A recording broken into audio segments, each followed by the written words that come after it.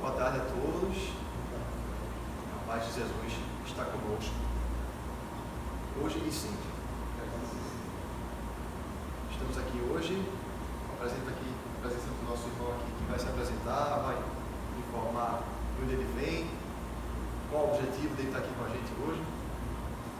Para a gente começar nossos trabalhos, vamos fazer uma oração para sintonizar, harmonizar nossa emoção, nossa mente com a sintonia do ambiente. Jesus, nosso irmão maior, estamos aqui hoje para novamente nos aproximarmos da tua mensagem, abrirmos nosso coração para teus ensinamentos,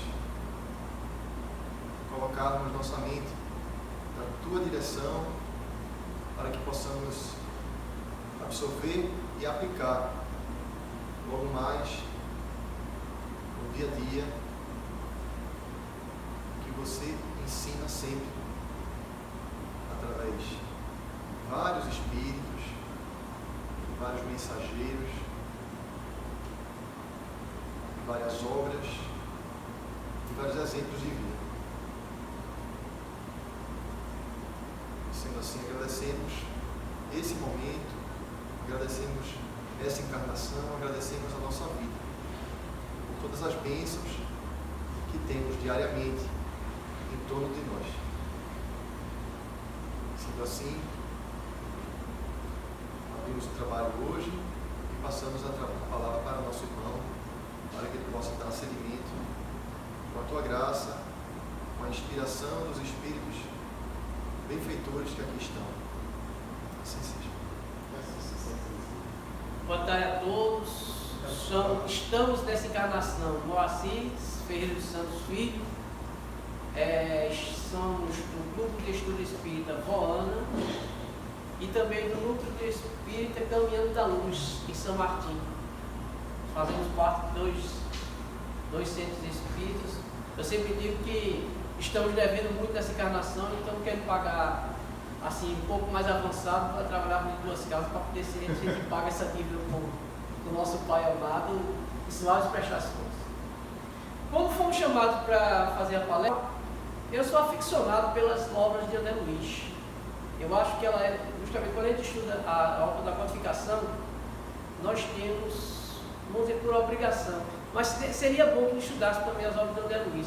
E quando André Luiz faz essas obras todas, a gente vê que o prefácio das obras de André Luiz não é nada feito nada mais, né? Porque é pura Emmanuel.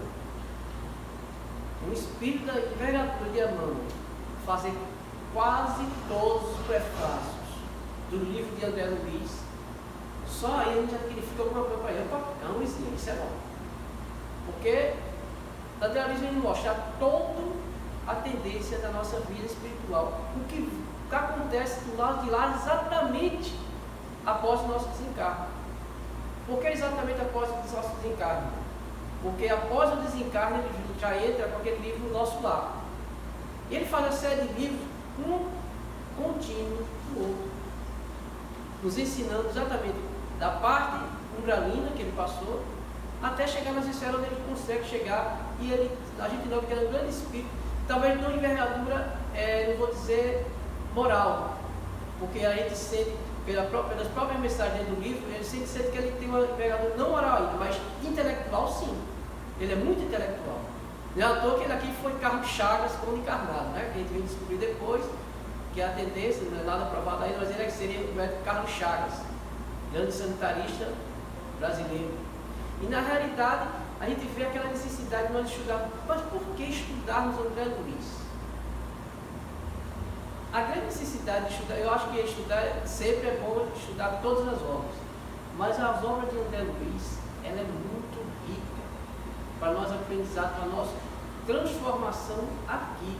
Porque quando nós nos transformamos aqui, quando nós vamos passar para o lado do plano espiritual, desde que nós já tenhamos essa parte intelectual já formada, nós vamos conseguir ficar mais fáceis, mais dóceis para o aprendizado lá.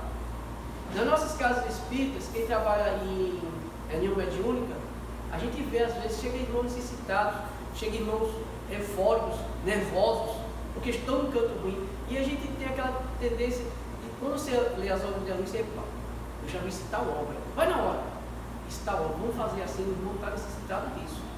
Como chega às vezes irmãos, na reunião médica já chegou irmão dizendo que não queria escutar a palavra. Eu estou bem onde eu estou, vim aqui forçado. Não, se você veio aqui, o que você está precisando é escutar. Ah, não vou escutar. Irmão, vou escutar. E você começa com aquela calma com ele e termina escutando.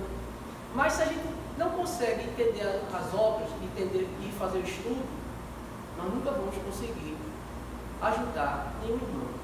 Primeiro, para nós ajudarmos, porque qual é o grande mandamento? Amar a Deus sobre todas as coisas e ao próximo a ti mesmo. Como a gente vai se amar? Como a gente se ama? A gente, vamos perguntar, eu gosto de fazer esse laboratório comigo mesmo. Uma vez eu me perguntei, Moacir, você se ama? Aí eu fiquei indagando. Eu perguntei para mim mesmo se eu me amava. Será que eu me amo?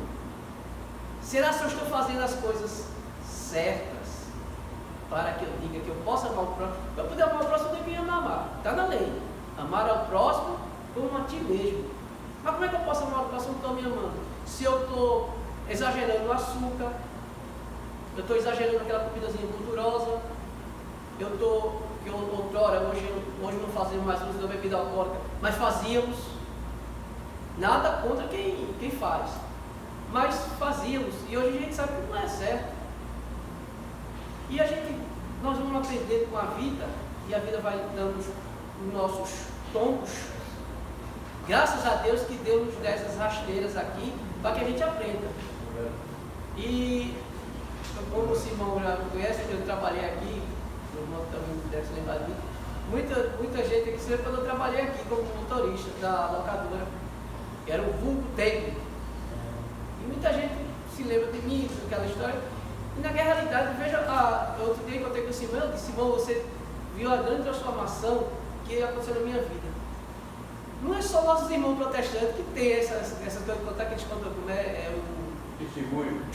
os testemunhos dele. Mas na realidade nós também temos, veja, a grande transformação que você passa na sua vida.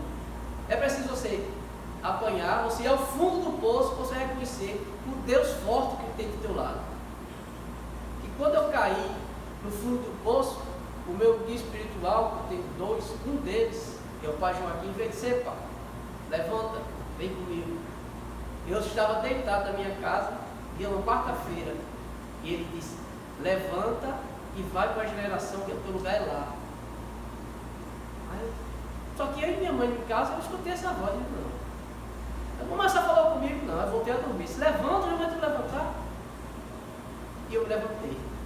E eu digo sempre que eu estou de pé até hoje, porque graças a Deus eu aceitei o convite que ele me fez, fiz a minha grande transformação, não transformação moral ainda ao passo que eu pretendo ter, mas olhando para trás já fiz a grande transformação.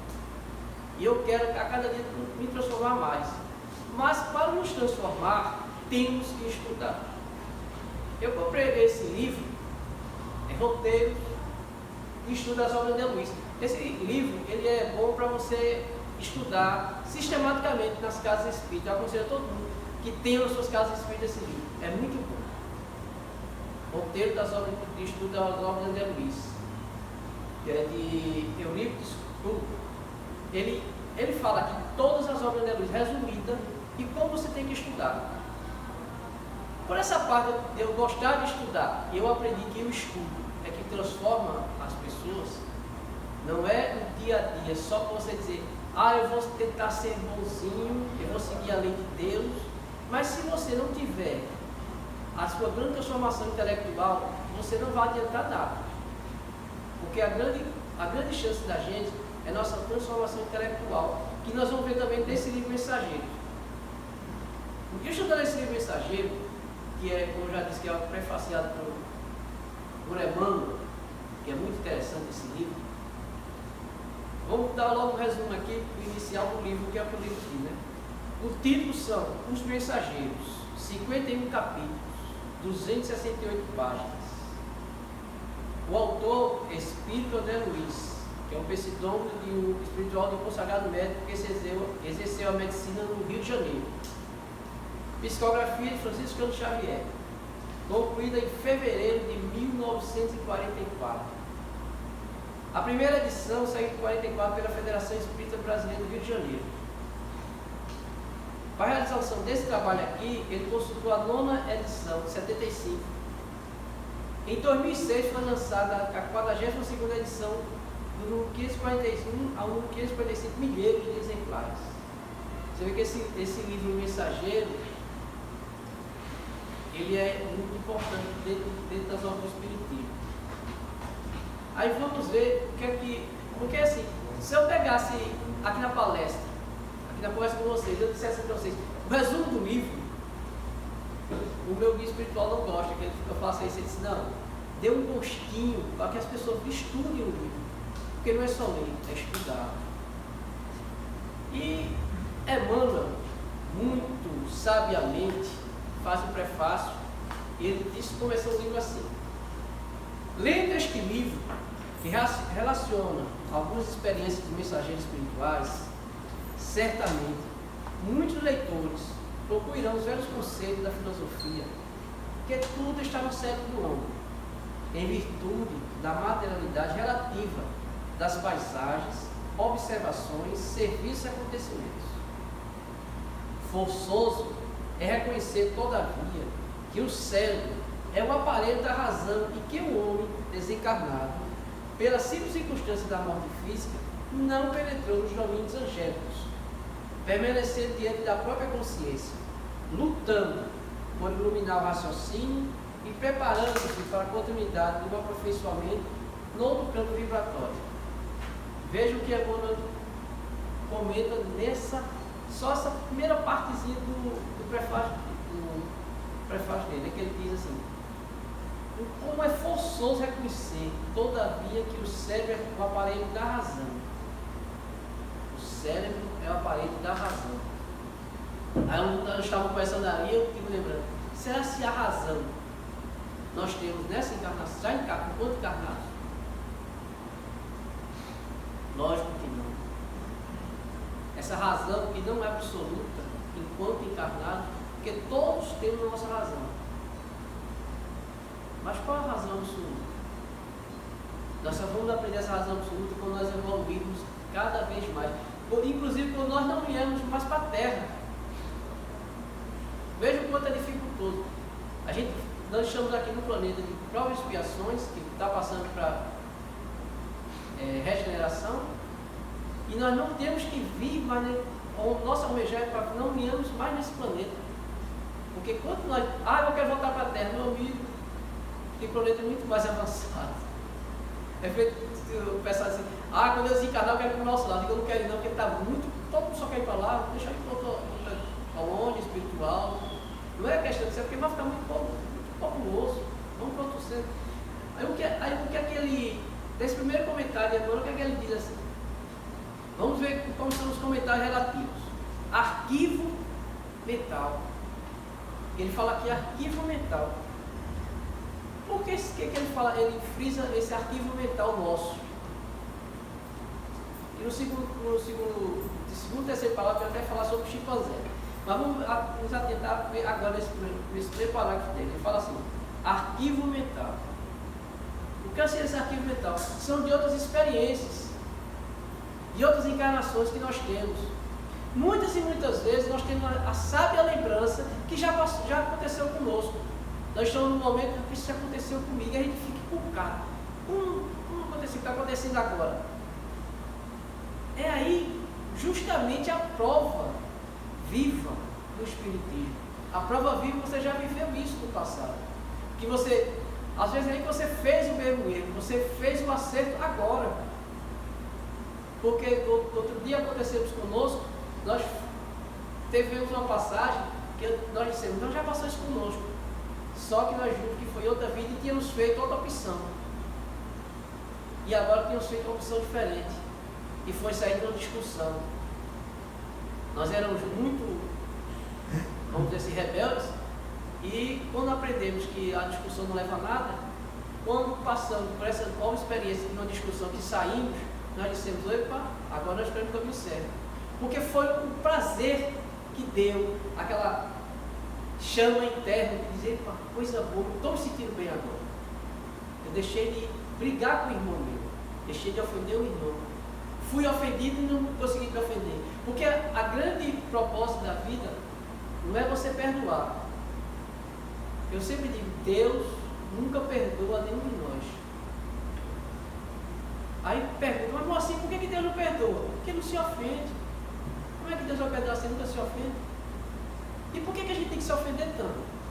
Por que esse melindre tanto nosso e temos que nos ofendermos uns com os outros? Por que a gente não procura relevar sempre? Quando Cristo disse, não perdoa só 70, só 7 vezes, mas 70 vezes 7. Mas é cada ofensa. Não é só na minha porta que aquela pessoa já perdoou, 490 vezes já está perdoado. Não é assim. É quando você perde a grande chama da vida, a grande oportunidade que nós temos, ímpar, e que eu digo sempre, que é acordar sempre, para perdoar sempre. Porque quanto mais nós nos perdoarmos uns aos outros, nós estamos crescendo intelectualmente e moralmente. Porque uma das grandes chagas da nossa vida é o orgulho e a vaidade. E como é que a gente vai tirar essa roupagem? Perdoando. Aprendendo a perdoar. É fácil? Não. Cristo nunca disse que é nada fácil. Cristo disse, carrega minha cruz quando estiveres cansado. Vem carregar minha cruz. Mas ele não disse que é para carregar aquele peso da cruz, não. É para pegar a cruz para usar de ponte. Para você passar aquele problema. Enquanto que nós temos essa tendência de pegar o Cristo, botar ele na cruz e achar que aquela cruz que ele falou é a cruz de madeira. Não. É a cruz do amor, a cruz da caridade, a cruz da comunhão. A cruz do amor universal que nós temos pelos nossos irmãos. Que é dificultoso? É. Mas é tão bacana batalhar. Como é que nós vamos ser vitoriosos se nós não tivermos uma batalha? É isso que nós temos sempre que pensar. E forçoso mesmo, segundo as palavras de Emmanuel, é reconhecer que estamos em busca da razão. Estamos em evolução à procura da razão. E quando estudamos na razão, quando estivermos na razão, estaremos bem.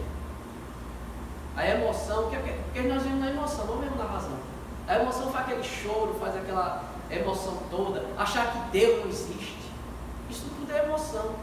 O que nós temos aqui, a razão, nós vamos aprender. Mas Emmanuel continua. Ninguém pode trair as leis evolutivas. Se o chimpanzé, guinado a um palácio, encontrasse recursos para escrever aos seus irmãos de fase evolucionária, quase não encontraria diferenças fundamentais para relacionar entre os seres semelhantes. Daria notícias de uma vida animal aperfeiçoada e talvez a única zona acessível às suas possibilidades de definição estivesse justamente na auréola da razão que envolve o espírito humano. Quantas as formas de vida, a mudança não seria profundamente sensível. Os pelos rústicos encontrariam sucessão nas canziniras e cenas modernas. A natureza, que cerca o ninho agreste, é a mesma que fortalece estabilidade à moradia do homem. A furna ter-se-ia transformado na edificação de pedra. O prado verde liga-se ao jardim civilizado. A continuação da espécie apresenta-se fenômenos quase idênticos. A lei da herança continua com ligeiras modificações. A nutrição demonstra os mesmos trâmites.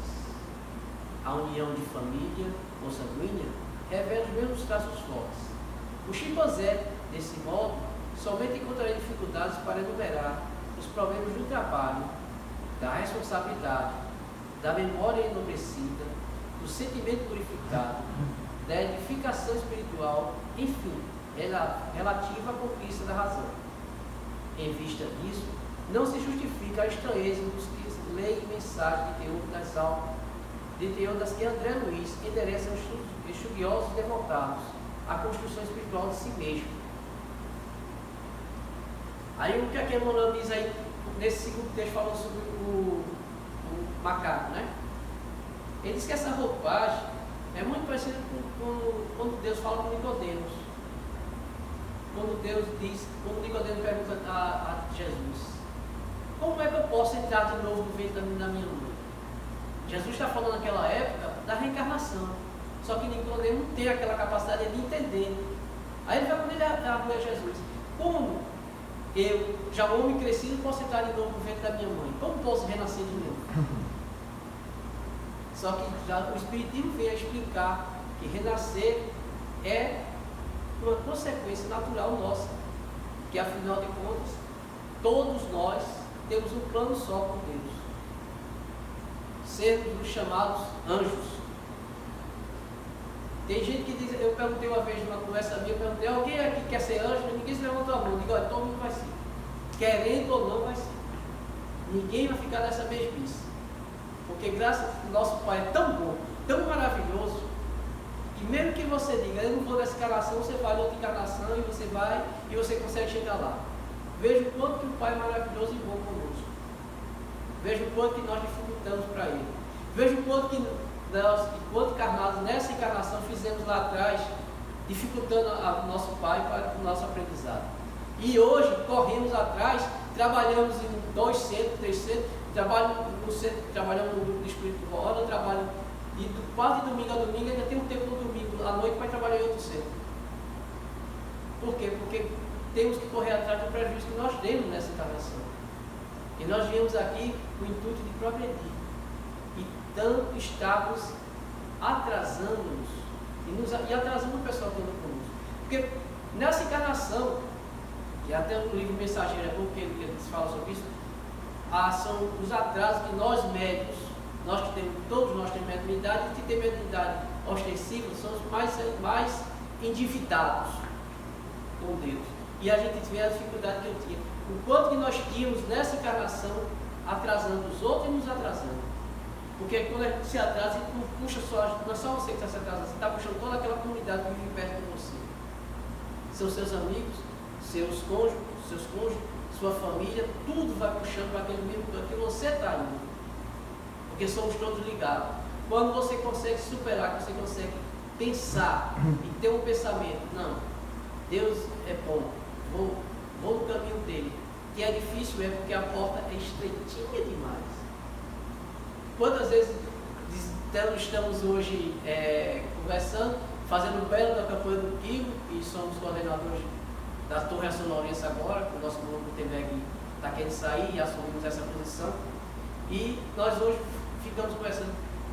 Minha esposa diz assim: quem eras tu, né? E de domingo, na praia, com tua cervejinha, hoje tu carregando teu saquinho. Eu digo: a dívida é grande, a dívida é grande, eu tenho que pagar isso ao meu pai, muitas prestações. E é interessante isso. Mas no que é que ele não mostra a realidade, nesse parágrafo aqui, ele diz assim: o chimpanzé pode até falhar, porque não tem arquivo mental. O homem, Deus deu esse arquivo mental. O chimpanzé, se conseguisse escrever, ele não teria muitos falhas com Deus, porque não tem esse arquivo mental, ele não tem essa sabedoria, mas nós temos. Aí onde está a grande diferença dos nossos irmãos animais. Eles têm um progresso lento, mas tem um progresso dentro. Nós temos um progresso mais rápido que eles. Quando é que nós vamos acordar para isso? Quantos de nós, nesse livro aqui, Mensageiro, diz: quantos médios vêm são médios decaídos?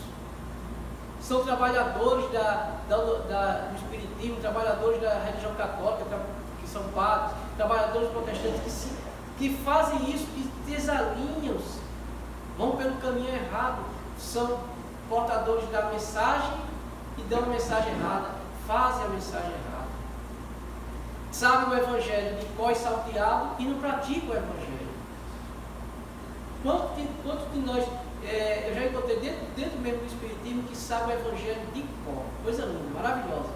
Olha, está em tal página, não sei o que, capítulo tal, mas Jesus não disse para que soubesse do Evangelho. Porque na pergunta 625 do livro dos Espíritos, O que é que ele diz? Ele diz, qual o tipo mais perfeito que Deus ofereceu ao homem para lhe servir de guia e modelo? A resposta é bem curta: Jesus. E Jesus nunca pegou os Sagradas Escrituras para dar debaixo dele, assim, no bracinho dele. Não, ele praticava. Veio o nosso irmão Francisco de Assis e disse para os seguidores dele: vão e pratiquem o Evangelho. E se preciso for, usem da palavra. Ele nunca disse para que os franciscanos fossem pregar o Evangelho. Ele disse que façam o Evangelho. Vejam o quanto que nós ainda falhamos, que nós procuramos estudar e procuramos ver. Muitas vezes vem uma mensagem do centro espírita e a gente diz: foi para tu. Foi para mim mesmo. A mensagem é para você. Aí você se doeu e quer botar para o teu irmão. Porque tu tem aquela culpa, aquela mágoa no coração, aquele problemazinho. Tu sabe que é teu problema. Quantas vezes chega mensagem para a gente para estudar mais ou para perdoar, e aí diz: é contigo. Não é contigo. Vamos refletir, é conosco. Vamos ver quantas vezes nós ainda vamos errar e quantas vezes ainda vamos perder tempo sem seguir a linguagem do nosso Pai amado. E Emmanuel continua. O homem vulgar costuma estimar expectativas ansiosas à espera de acontecimentos espetaculares, esquecido que a natureza não se perturba para satisfazer os pontos de vista da criatura. A morte física não é salvo de desequilíbrio, é passo da evolução, simplesmente. A maneira do macaco que encontra no ambiente humano uma vida animal enobrecida, o homem que após a morte física mereceu ingresso nos ciclos elevados do invisível, encontra uma vida humana sublimada. Naturalmente, grande número de problemas referentes à espiritualidade superior, aí, à espera da criatura, desafiando-lhe o conhecimento para a ascensão sublime aos domínios iluminados da vida. O progresso não sofre estacionamento e a alma caminha incessantemente atraída pela luz imortal. Aí, sobre isso, o que a gente tem que refletir? A luz do conhecimento, de aceitação, onde sabes a vida da leitura, a luz de todos os seres, é ser acesa, a luz onde é sobre ser acesa para todos. A luz é acesa para todos nós, mas temos que ocupar, é preciso ter essa luz acesa já a partir daqui. E como é que a gente vai aprender a ser essa luz acesa aqui, moça?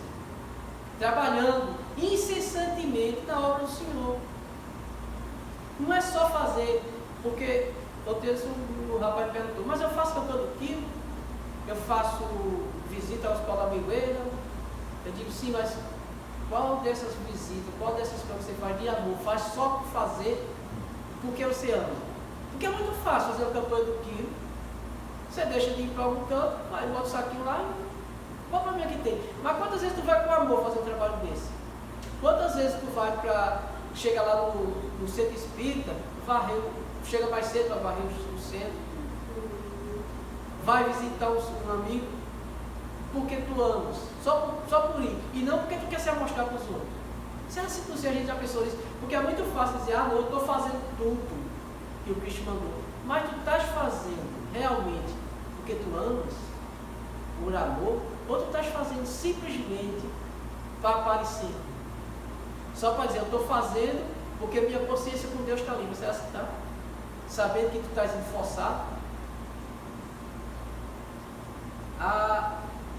Tem uma passagem engraçada que eu sempre conto, que a minha esposa, que ela sempre me critica por causa do que eu faço, e é assim: são dois monges que vão passando no rio, e tem um escorpião que está se afogando, e o monge mais velho vai e pega o escorpião com a mão, ele pica ele, aí o mais novo: pesca, que bobeja de sofrer, você não sabe que é da natureza o escorpião picar, e ele vai e responde: mas é da minha natureza ajudar. Quantas vezes hoje sempre a minha esposa, ela sempre discute comigo, ela diz: tu ajuda demais, mas é da minha natureza ajudar. Hoje eu trabalho com Uber. Muitas vezes eu chego em casa, quanto foi hoje? Depois não deu nada. Mas eu vi todo dia todo ocupado, mas eu levei fulano ali, levei um amigo para lá, um amigo para cá. Mas rapaz, eu digo, da manhã compensa. E no outro dia, graças a Deus, realmente entra o dinheiro. Estou desamparado, porque não é você fazer, eu faço porque eu gosto. Nós temos que aprender a fazer as coisas porque nós gostamos e não porque Deus vai recompensar. Deus vai recompensar se fizer com amor. Porque se você fizer uma coisa e espera a recompensa de Deus, não vai ter. Porque Deus recompensa a quem faz com amor. Porque Deus é amor. Seria muito engraçado se Deus recompensássemos, se nós fizéssemos nosso trabalho só por fazer, na esperança de ser recompensado. O que teríamos disso? Naquela passagem de Jesus, quando ele disse, que recompensa disso tereis? Eles não fazem também? Todo mundo faz isso. Mas a grande recompensa nossa é aprender a amar por amar. Fazer o bem por fazer. Quando éramos pequenos, a minha avó dizia assim, fazer o bem sem reparar a quem. Eu acho que muita gente deve ter escutado essas frases quando pequeno. E depois eu fiquei refletindo isso, eu disse, será que minha avó era espírita? Como é que ela dizia isso para mim? E eu não pescava isso dela. Fazer o bem sem reparar a quem. Aí a gente fica pensando, é um pensamento que o povo antigo tinha, mais no interior, os professores de Garanhuns, e que era um pensamento certo. Você fazer o bem só pelo prazer, simples prazer de você fazer o bem. Não você fazer o bem, eu vou fazer o bem porque eu vou aparecer para Marco Polo, vou aparecer para Simão, vou aparecer para Fulano, para Ciclano. Não tem mérito disso. Vou fazer o bem porque eu quero fazer o bem, eu gosto de fazer o bem. Isso é a natureza do homem. Isso é que o mundo tem que aprender. E Emmanuel continua aqui sobre isso, e ele vai continuar assim. No entanto, os que não levam a grafar esse prefácio singelo não é a conclusão filosófica, mas a necessidade de evidenciar a santa oportunidade de trabalho do leitor amigo nos dias que correm. Felizes os que buscaram na Revolução Nova o lugar de serviço que lhes compete, na terra, consoante a verdade de Deus. Aí ele diz aqui um ponto que é interessante. O espiritismo cristão não oferece ao homem tão somente o campo de pesquisa e consulta no qual raros estudiosos conseguem caminhar dignamente, mas, muito mais que isso, revela a oficina de renovação, onde cada consciência de aprendiz deve procurar sua justa integração com a vida mais alta, pelo esforço interior, pela disciplina em si mesmo, pelo autoaperfeiçoamento. Veja que aqui Emmanuel veio nos puxar a orelha nesse sentido aí. Isso em 1944 foi escrito, parece que a mensagem foi escrita hoje. Veja o quanto muitos de nós ainda não entendeu essa mensagem desse livro, como Emmanuel faz o prefácio. Veja a necessidade que nós temos de aprender. Eu estava lendo o prefácio e relendo o livro e vendo o quanto da necessidade que nós temos ainda de aprendermos aqui. Porque André Luiz vai, tem o desencarne dele, sofre tudo que ele tem que sofrer lá naquela região umbralina, faz o livro nosso lá e vem fazendo o livro nos mostrando o caminho que nós devemos percorrer. E diz, ele só está com falta de gritar. Não façam isso, façam o que quase o que está no livro, você já tem uma noção quando você chegar aqui. O que é que nós somos hoje? Nós que se dizemos espírita, eu nunca digo que sou espírita, digo que sou estudioso do espiritismo. Mas nós que somos espíritas, o que é que nós somos? Somos os que falharam na França. Todos nós viemos, muitos de nós somos os espíritos que falharam na França. Que pegamos o livro de Kardec, estudamos e não fizemos nada. E quando nós viemos para cá, viemos para aprender aqui no Brasil, porque naquele livro, Brasil, Oração do Padre no Evangelho, que muita gente quando pega esse livro, porque o Brasil é Padre. Não, meus amigos. Aqui é a responsabilidade nossa que nós fizemos na pátria espiritual. Quando nós dissemos, vamos vir para cá para aprendermos a ser, termos calor humano. Porque muitos de nós fomos europeus e não falo do nosso irmão europeu, mas eles têm esse amor que nós aqui na América Latina temos, esse calor humano, esse abraço que nós damos um no outro. O pessoal é mais frio, talvez pela própria forçosamente da passagem deles, eles são assim. Enquanto que eles vêm para cá, muitos encarnam aqui para aprender isso. E esse livro que eu falei, que também de Chico Xavier, forçosamente é um grande aprendizado nosso, para que a gente aprenda a evoluir mais. Com esse amor que nós temos aqui, nós temos quase um amor, não vou dizer incondicional, mas temos um amor que já de berço. E aí muita gente ainda reprova isso, porque leva-se pelo lado da vaidade, leva-se pelos atos de coisa. Hoje eu estava conversando com o pessoal do outro centro lá que estava falando desses seminários que acontecem, nada contra os seminários, mas altos demais os preços. Será que nós temos necessidade de pagarmos tão alto pelo seminário? Qual a necessidade de aprendermos com um custo tão alto? Por que não fazemos seminários gratuitos? Por que não fazemos coisas de graça? Nós pegamos dar de graça, que de graça é receber, se vamos cobrar algo. Será que nós estamos aprendendo realmente tudo que o Espiritismo ensina? Será que muitos de nós já sentamos para pensar o Espiritismo cristão, que é Emmanuel? E essa palavra Espiritismo cristão não foi de Chico, foi Emmanuel que está prefaciando dizendo Espiritismo cristão. Será se realmente nós estamos fazendo o Espiritismo cristão? O Espiritismo veio do Cristo? O Cristo que quando viveu aqui conosco nunca foi o único de querer posses nem nada, nos ensinou a sermos simples, e nós estamos fazendo de quê? Fazendo o Espiritismo vivo?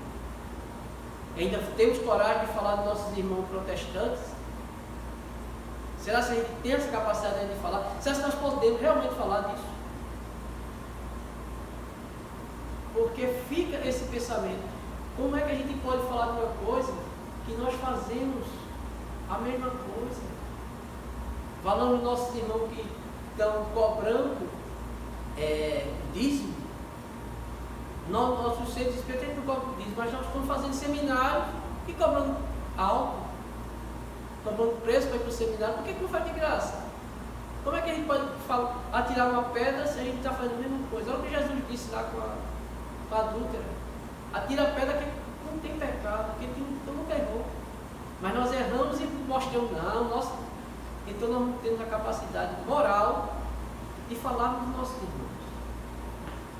Aí Emmanuel continuou sobre isso, ele diz assim: na falta do concurso divino ao trabalhador de boa vontade, e quem observar o nobre serviço de um aniceto, que aniceto é o companheiro que acompanha André Luiz nas suas aventuras, boa parte desse livro a gente vai ver esse aniceto, reconhecerá que não é fácil prestar assistência espiritual aos homens.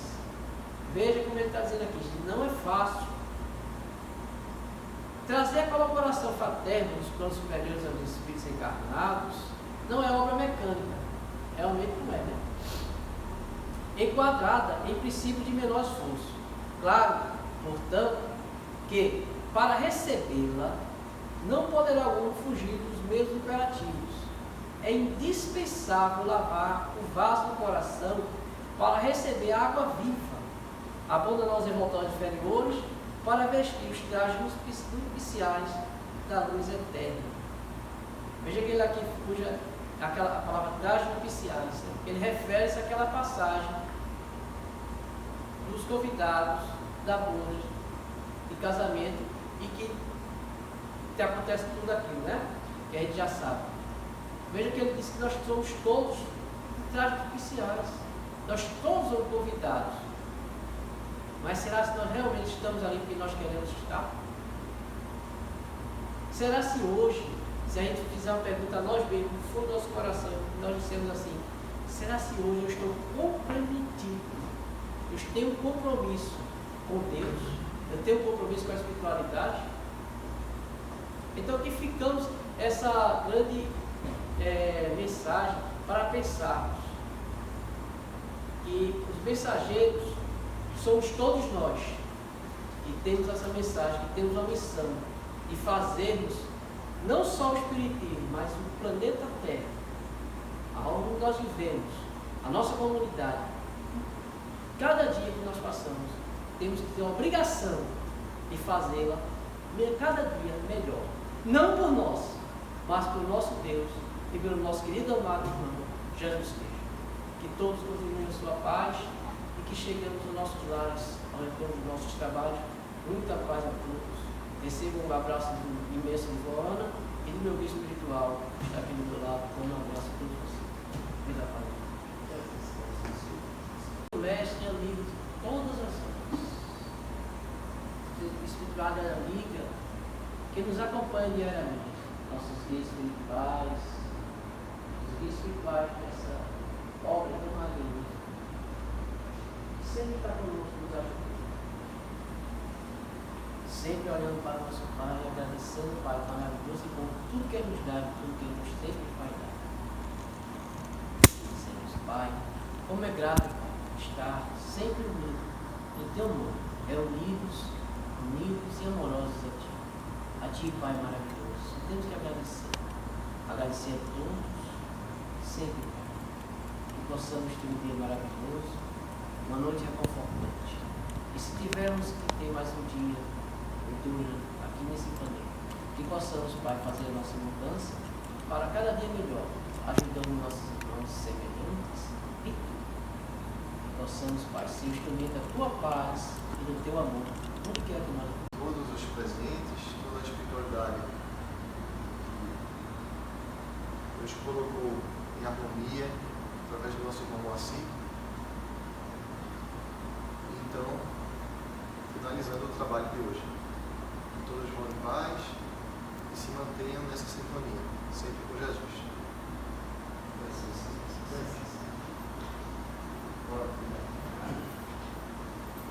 Um abraço, deixa eu dar um abraço, né? Deixa comigo.